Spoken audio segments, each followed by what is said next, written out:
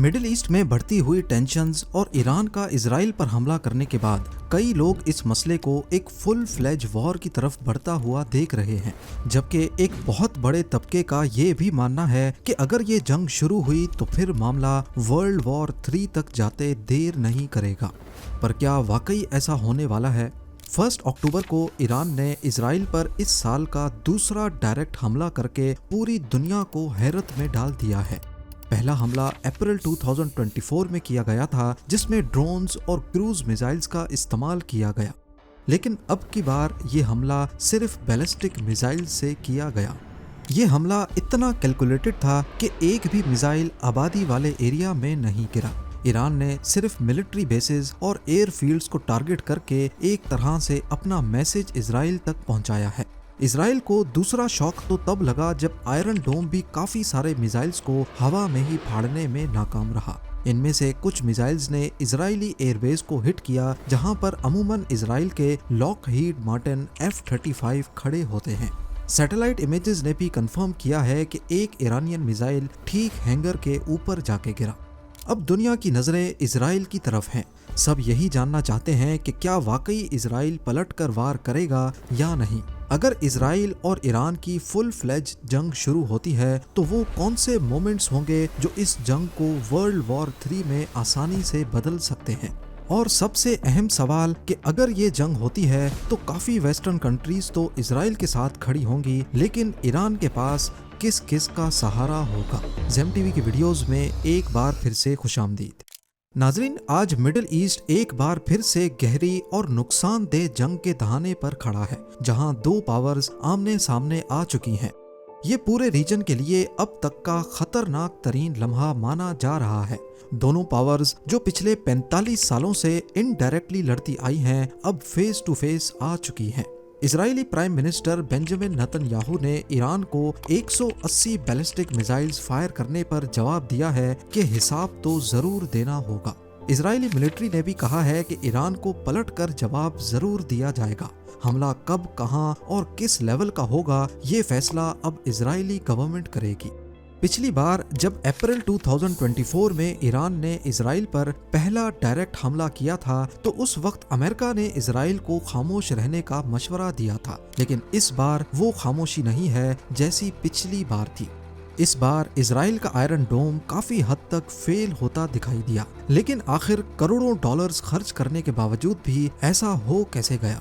Israel का iron डोम एक advanced missile defence system है और आर्टिलरी शेल्स को इंटरसेप्ट और डिस्ट्रॉय करने के लिए डिजाइन किया गया है। ये सिस्टम बहुत ही इफेक्टिव और एक्यूरेट माना जाता है। आयरन डोम का सक्सेस रेट 90% से ज्यादा है, मतलब ये सिस्टम लॉन्च होने वाले रॉकेट्स और मिसाइल्स में से बहुत हाई परसेंटेज को इंटरसेप्ट और डिस्ट्रॉय कर सकता है। आयरन डोम ऑटोमेटिकली आइडेंटिफाई करता है कि कौन से रॉकेट्स पॉपुलेटेड एरियाज या इम्पोर्टेंट इंफ्रास्ट्रक्चर की तरफ जा रहे हैं। सिर्फ उन्हीं रॉकेट्स को टारगेट किया जाता है ताकि रिसोर्सेज सेव किए जा सकें। लेकिन फिलहाल इस आयरन डोम की कमजोरी ये है कि ये एक साथ 80 मिसाइल्स को ही रोक सकता है, और तभी ईरान ने कैलकुलेट करने के बाद आयरन डोम की कैपेबिलिटी से 2 टाइम्स ज्यादा मिसाइल्स लॉन्च किए। इजराइल की हिस्ट्री में देखा जाए तो कोई भी एक ऐसा इवेंट नहीं मिलता जिस पर उन्होंने अपने ऊपर होने वाले हमले का जवाब ना दिया हो। इसीलिए ऐसा लगता है कि इस बार भी हमले का जवाब जरूर दिया जाएगा। इवन अप्रैल के अटैक्स के जवाब में भी इजराइल ने ईरान पर जवाबी कार्रवाई करते हुए इस्फहान की एयरबेस पर मिसाइल अटैक किया था, लेकिन वो ईरान के 170 ड्रोन्स और 30 क्रूज मिसाइल्स के जवाब में इतना छोटा था कि मीडिया पर इतना ज्यादा हाईलाइट नहीं हुआ। यहाँ तक के कई दिनों तक पता ही नहीं था कि ये हमला इजराइल ने किया है या किसी और ने। करंट सिनेरियो में इजरायली प्लानर्स ये बहस कर रहे होंगे कि ईरान पर कब और कहां नहीं बल्कि कितना सख्त वार करना है। देखा जाए तो इजराइल के पास 3 टारगेट्स मौजूद हैं। पहला है कन्वेंशनल मिलिट्री अटैक, जिसमें ईरान की उन साइट्स को टारगेट किया जा सकता है जहां से बैलिस्टिक मिसाइल्स लॉन्च हुए थे। वो लॉन्च पैड्स भी हो सकते हैं और कमांड एंड कंट्रोल सेंटर्स भी। और ये भी मुमकिन है कि इजराइल पर हमला प्लान करने वाले किसी हाई ऑफिशियल को मरवा दिया जाए। दूसरा टारगेट है इकोनॉमी, यानी कि वो टारगेट्स जिनसे ईरान की इकोनॉमी को अच्छा खासा नुकसान हो। इन टारगेट्स में ईरान की ऑयल फील्ड्स भी हो सकती हैं, पेट्रोकेमिकल या पावर प्लांट्स भी, या फिर शिपिंग पोर्ट्स भी हो सकते हैं। लेकिन एक्सपर्ट्स का मानना है कि ये इजराइल के लिए इतना अच्छा टारगेट नहीं है, क्योंकि इससे ईरान की सिविलियन पॉपुलेशन को नुकसान होगा, और क्योंकि ईरान ने अपने बैलिस्टिक मिसाइल्स से इजराइल की सिर्फ मिलिट्री इंस्टॉलेशंस को टारगेट किया था, तो शायद इजराइल भी सिविलियन आबादी पर हमला ना करे। और आखिर में है तीसरा और सबसे खतरनाक टारगेट, ईरान का न्यूक्लियर प्रोग्राम। यही वो प्रोग्राम है जिसकी वजह से अमेरिका ने पिछले कई सालों से ईरान पर सैंक्शंस लगा रखी हैं। ऑफिशियली अभी तक ईरान के पास न्यूक्लियर टेक्नोलॉजी तो नहीं है, लेकिन इस पर तेजी से काम जरूर चल रहा है। नेचुरली यूरेनियम में एक खास आइसोटोप जिससे न्यूक्लियर बॉम्ब बनता है, उसकी क्वांटिटी सिर्फ 0.7% होती है। इस आइसोटोप को U-235 कहते हैं। 0.7% न्यूक्लियर बॉम्ब बनाने के लिए काफी नहीं होता। इसके लिए जरूरी है कि U-35 की क्वांटिटी कम से कम 20% हो। ये क्वांटिटी बढ़ाने के प्रोसेस को यूरेनियम एनरिचमेंट कहा जाता है। अमेरिका, इजराइल और कई मुल्कों का मानना है कि ईरान अपनी सीक्रेट न्यूक्लियर फैसिलिटीज में यूरेनियम को एनरिच कर रहा है, और वो अपने मकसद को पूरा करने के काफी करीब भी है, जिसके बाद वो एक न्यूक्लियर बॉम्ब बनाने में कामयाब हो जाएगा। उनका मानना है कि अगर ईरान के पास न्यूक्लियर बॉम्ब आ गया तो फिर वो दुनिया से अपनी मर्जी के फैसले भी करवाएगा। इजराइल इन न्यूक्लियर फैसिलिटीज को भी टारगेट कर सकता है, जहां ईरान कई सालों से यूरेनियम की एनरिचमेंट पर काम कर रहा है। ईरान के शहर नातांज में उनका सबसे बड़ा एनरिचमेंट प्लांट है। ये फैसिलिटी पहले भी कई बार सैंक्शंस और इंस्पेक्शंस का शिकार रही है। दूसरी फैसिलिटी जो सबसे ज्यादा खतरनाक मालूम होती है, वो यहाँ फोर्डो विलेज के करीब पहाड़ों के अंदर खुदाई करके बनाई गई है, जिसका मेन मकसद फैसिलिटी को एयर स्ट्राइक से बचाना है। लेकिन इन दोनों के अलावा ईरान में और भी कई न्यूक्लियर साइट्स हैं जो इजराइल के निशाने पर हो सकती हैं।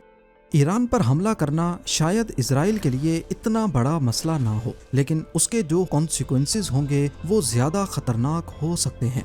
ईरान का कहना है कि इजराइल पर हमला करके उन्होंने बैरूत में हिजबुल्लाह के लीडर हसन नसरुल्लाह और तेहरान में हमास लीडर इस्माइल हैनिये की मौत का बदला ले लिया है, यानी अब हिसाब बराबर हो चुका है।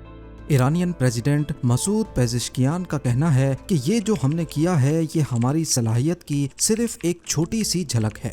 अगर इजराइल की ज़ायोनिस्ट रेजिम ने हमें जवाब देने की कोशिश भी की तो फिर ईरान अनकन्वेंशनल तरीकों पर उतर आएगा। देखा जाए तो ईरान की मिलिट्री और एयरफोर्स दोनों इजराइल से काफ़ी कमज़ोर हैं, और उनका एयर डिफेंस सिस्टम भी इस काबिल नहीं है कि इजराइल के मिसाइल्स को रोक सके। और ये सब इस वजह से है क्योंकि ईरान कई सालों से इंटरनेशनल सैंक्शंस फेस कर रहा है। आसान अल्फाज में समझा जाए तो इंटरनेशनल सैंक्शंस किसी भी मुल्क को पनिश करने के लिए लगाई जाती हैं। ईरान के पास पूरी दुनिया के ऑयल रिजर्व्स का ऑलमोस्ट 10% हिस्सा है, जो इसको 4th पोजीशन पे खड़ा करता है। लेकिन सैंक्शंस लगने की वजह से ये अपना ऑयल सिर्फ लिमिटेड कंट्रीज को ही बेच सकता है। इसके अलावा international banking transactions Swift system के जरिए होती हैं, और इस स्विफ्ट सिस्टम में से भी ईरान को निकाला हुआ है, जिसकी वजह से यहाँ पैसे भेजना बहुत मुश्किल है। इन तमाम रिस्ट्रिक्शंस की वजह से ईरान की आर्मी इस काबिल नहीं है कि इजराइल का मुकाबला कर सके, और ना ही ईरान की इंटेलिजेंस एजेंसी मॉइस इतनी स्ट्रॉन्ग है कि इजराइल में कोई टारगेटेड ऑपरेशन प्लान कर सके, जैसे इजराइल की मोसाद ने लेबनान में पेजर अटैक किया था। लेकिन इसका मतलब ये नहीं है कि ईरान बिल्कुल खोखला है। उनके पास बैलिस्टिक मिसाइल्स और क्रूज मिसाइल्स की अनगिनत क्वांटिटी मौजूद है। यानी अगर इजराइल ने हमला किया तो ईरान के पास सिर्फ 3 ही ऑप्शंस बचते हैं। एक तो हैं प्रॉक्सीज, यानी लेबनान में हिजबुल्लाह और यमन में हूथीज, जो ऑलरेडी इजराइल पर लगातार हमले कर रहे हैं। दूसरा ऑप्शन है ईरान के बैलिस्टिक मिसाइल्स, जो हो सकता है इस बार ईरान इजराइल की लोकल पॉपुलेशन को टारगेट करने के लिए लॉन्च करे। और तीसरा ऑप्शन ऐसा है जो अगर ईरान ने इस्तेमाल किया तो ना सिर्फ इजराइल बल्कि दुनिया की बहुत सारी कंट्रीज अफेक्ट हो सकती हैं, और यही ऑप्शन इजराइल और अमेरिका के लिए खतरा बना हुआ है। जी हाँ, ईरान पहले ही कह चुका है कि अगर इसराइल ने हम पर हमला किया तो फिर हम उन कंट्रीज को भी नुकसान पहुंचाएंगे जो इसराइल को सपोर्ट करती हैं। वो तीसरा ऑप्शन ये है कि ईरान की IRGC नेवी जो पर्शियन गल्फ में अपना होल्ड जमाए बैठी है, बेशक उनके पास छोटी ही सही लेकिन मिसाइल अटैक करने वाली शिप्स का बहुत बड़ा ग्रुप है। ये शिप्स डायरेक्टली अमेरिका के सपोर्टर्स बहरेन या सऊदी अरब पर हमला नहीं कर सकती, क्योंकि अमेरिका ने इस खतरे को नजर में रखते हुए पहले से ही बहरेन में अपनी नेवी की 5th फ्लीट वॉरशिप रखी हुई है। लेकिन ईरान की शिप्स स्ट्रेट ऑफ हॉर्मुज पर आसानी से माइंस डिप्लॉय कर सकती हैं और यही खतरा इसराइल और अमेरिका को खाए जा रहा है। स्ट्रेट ऑफ हॉर्मुज को ब्लॉक करने से पूरा पर्शियन गल्फ ब्लॉक हो जाएगा, जहां से दुनिया की 20% ऑयल सप्लाई गुजरती है। अगर ऐसा हो गया तो ईरान के साथ जंग शुरू करने का नुकसान पूरी दुनिया को उठाना पड़ सकता है। ईरान के साथ जंग शुरू करने का एक और खतरा भी है। मान लें कि अगर इसराइल, अमेरिका और उसके अलाइज ने चारों तरफ से ईरान पर हमला कर दिया और उसकी रिटेलिएट करने की सारी पॉसिबिलिटीज को रद्द कर दिया, तो फिर शुरू होगी खुल्लम खुल्ला जंग, और फिर ये जंग आम जंगों से काफी बड़े पैमाने पर होगी। अब इसमें रशिया को भी कूदना पड़ेगा और चाइना को भी, क्योंकि ये दोनों कंट्रीज ईरान की स्ट्रेटेजिक पार्टनर्स हैं। रशिया की बात की जाए तो सीरिया में ईरान और रशिया दोनों एक दूसरे को सपोर्ट करते हैं। हो सकता है अमेरिका के खिलाफ डायरेक्टली रशिया जंग ना लड़े, लेकिन ये ईरान को वेपन्स फराहम कर सकता है। पॉलिटिकल और डिप्लोमेटिक लेवल पे भी ईरान को सपोर्ट करेगा। इसी तरह चाइना भी ईरान का स्ट्रेटेजिक पार्टनर है, लेकिन डायरेक्टली मिलिट्री सपोर्ट चाइना भी नहीं देगा। हाँ, ये जरूर है कि चाइना ईरान को सपोर्ट करने के लिए उससे ऑयल खरीद सकता है, यूनाइटेड नेशंस में ईरान को सपोर्ट कर सकता है और USA पर प्रेशर भी डाल सकता है। नॉर्थ कोरिया भी ईरान का इनडायरेक्ट अलाई है, जो छुपकर ईरान को वेपन्स में सपोर्ट कर सकता है। तो अब हमारा मेन सवाल कि क्या इस कंडीशन में वर्ल्ड वॉर 3 स्टार्ट होने के चांसेस हैं या नहीं। वर्ल्ड वॉर ऐसी जंग को कहते हैं जिसमें दुनिया की बड़ी पावर्स जैसा कि USA, रशिया, यूरोप और चाइना आपस में लड़ पड़े, अपने अपने अलाइज समेत। लेकिन ईरान पर हमला करने की सूरत में ऐसा होना काफी मुश्किल तो है, लेकिन नामुमकिन नहीं। वर्ल्ड वॉर 1 और 2 में भी कई ऐसे केसेस देखे गए जिसमें एक कंट्री ने दूसरी कंट्री को सिर्फ सपोर्ट किया, लेकिन फिर भी वो वॉर में डायरेक्टली इन्वॉल्व हो गए। आर्च ड्यूक फ्रांज फर्डिनेंड की असैसिनेशन के बाद ऑस्ट्रिया हंगेरी ने सर्बिया पर हमला किया। इस जंग में जर्मनी ने ऑस्ट्रिया हंगरी को सपोर्ट किया तो रशिया ने सर्बिया को। ऐसे करते करते फ्रांस और ब्रिटेन भी इस जंग में शामिल हो गए, क्योंकि वो उस वक्त रशिया के अलाइज थे। इस तरह अलायंसेस के थ्रू वॉर का स्कोप बढ़ता चला गया और वर्ल्ड वॉर 1 शुरू हो गई। ऐसी ही एग्जांपल्स हमें वर्ल्ड वॉर 2 में भी मिलती हैं। जब जर्मनी ने यूरोप के मुल्कों पर हमले किए तो इटली ने उसकी मदद की। इस सपोर्ट की वजह से अलाइड पावर्स जैसे कि ब्रिटेन, फ्रांस और USA ने इटली को भी टारगेट करना शुरू कर दिया। बेशक उस वक्त तक इटली ने खुद कोई हमला नहीं किया था। जंग की सिचुएशन में कोई नहीं देखता कि अगले ने हमले की शुरुआत की है या नहीं।